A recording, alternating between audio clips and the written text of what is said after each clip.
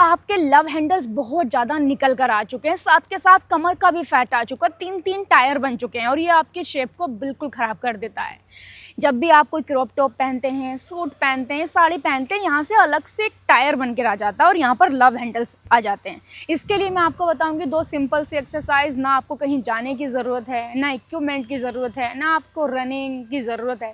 सिर्फ घर पर रहकर आप अपनी कमर को एक अच्छी शेप दे सकते हैं।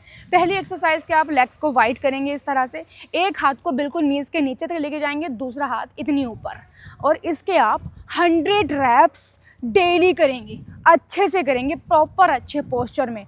दूसरी एक्सरसाइज के लिए आपको क्या करना है, दोनों हाथों को यहाँ पर रखना, इस तरह से अपने लेग को रेस करके अपने साइड्स को बेंड करना। इसके भी आप 100 रैप्स करेंगे और आप देखेंगे 4 से 5 दिन में आपके इंचेस कम होने लगेंगे, साइज़ कम हो जाएगा, टायर चले जाएंगे और आपको मिलेगी एक अच्छी सी शेप।